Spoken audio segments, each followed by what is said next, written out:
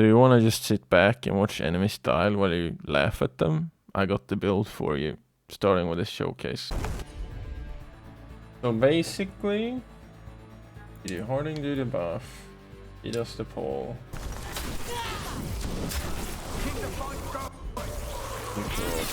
This, potion, then you just cheat back. As you see, it's kind of insane. And as you see, I also get back a lot of mana, and then just dying to duration spell. The talents I pick. I mean, obviously I could hit them in the meantime, could even, but just to show you. Boom! Boom! That easy. So before I even go into anything else, I'm just gonna mention here that it is really nice to have the Moonwatch background for this build.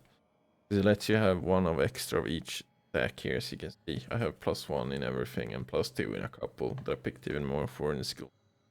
I'll still be really strong without it, I'm sure. But it's very nice to have for this build. Just mentioning. For. As for skills, you can see I'm not even that high level. So it's nice that you can get this build going really early. Even way earlier than this. The only things kind of have to have, obviously, are the free skill. Tempest. And Wall of Fire. And Corrupt the Ground.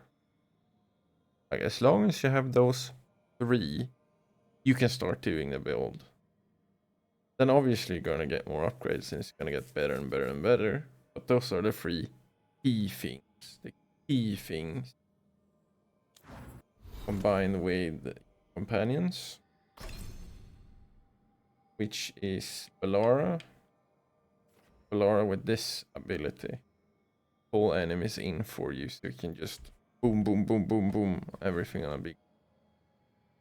It also has this nice healing passive skill tree here.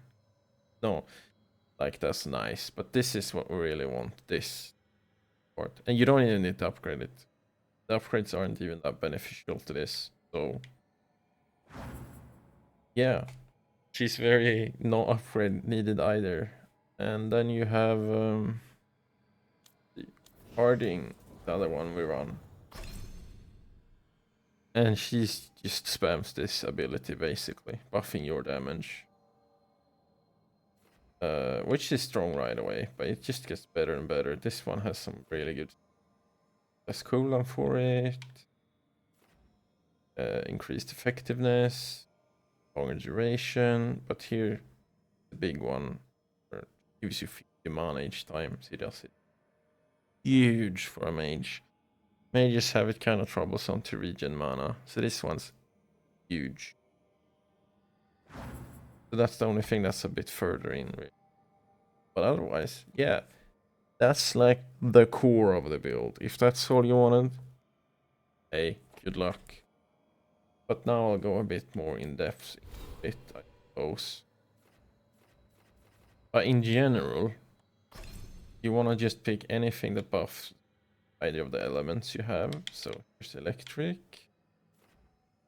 Here's one obviously really good. It just procs more AoE damage when someone stacks 3 stacks, and this spell easily does that by itself.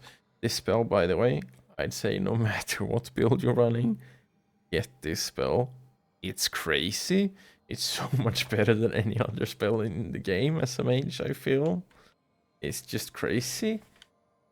Absolutely nuts.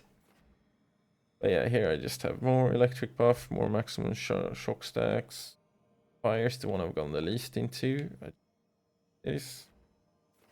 Then you have affliction duration. Bonus per affliction, yada yada. Here you have damage more. Yeah, just pick anything that does affliction or duration ability buffs, because all 3 of the abilities running here are duration, duration, and duration. Which is why I went into the Necromancer tree. because it synergizes really well with duration. Oh, I say I like one without that doesn't do any duration. But this one, for example, it just straight up doubles the damage this spell does. Boom. Then you have this, just spawns a bolt that does some extra damage nearby target when something dies. Really good. Or necrotic damage.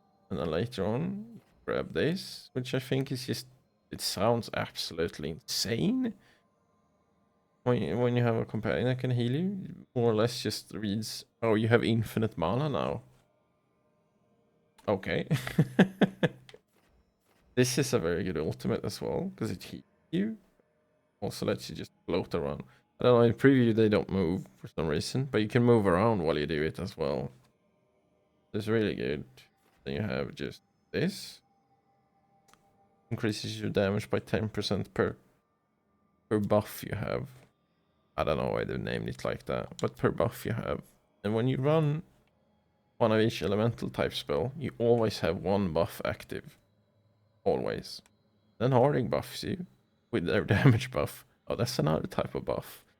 So this can quickly get out of hand. This one's huge. This one's huge. Eventually I want to get up here. Grab even more mana. Grab any mana you can. Mana on the mage. I can't yet because you're level 30. But yeah, there's a mana somewhere down here as well, yeah. Mana.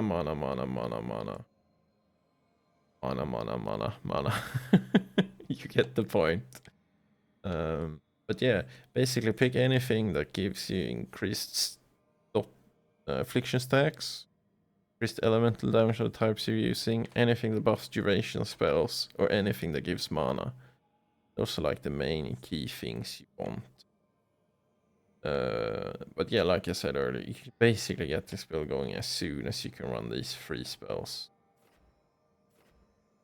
Yeah. So I already went over companions. Their gear so far doesn't really have anything. So yeah. As for here, as again I'm not that high level, so I'm even having a gray item here. This is irrelevant, this is irrelevant, this is irrelevant. More so over here. No, actually this one's also irrelevant. This one that makes it so my shock status does extra damage. Really nice.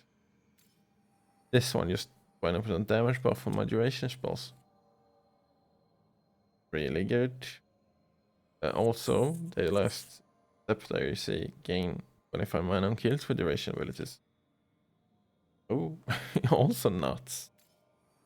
And this one, this is our last dot we have. This unique belt. Makes it so when you use your potion, the healing is quite bad on it. But when you use it, you apply another dot on nearby enemies. And this dot is good. Like, really good. It does a lot of damage. And you can find this very early.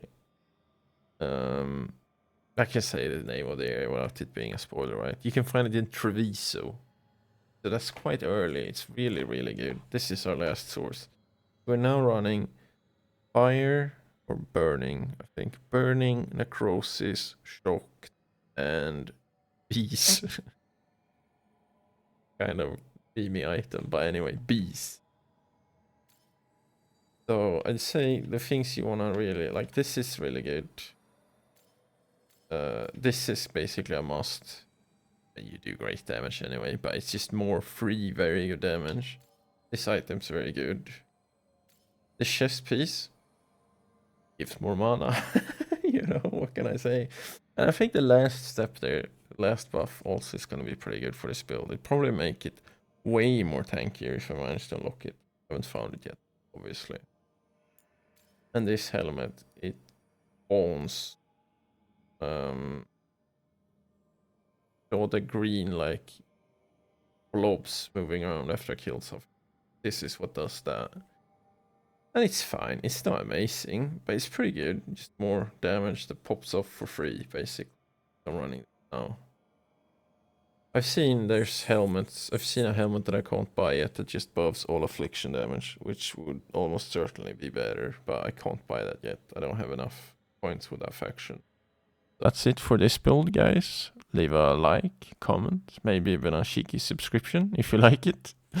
But in all seriousness, then I know you like this kind of thing, and I'll probably make more of it. Thank you for watching.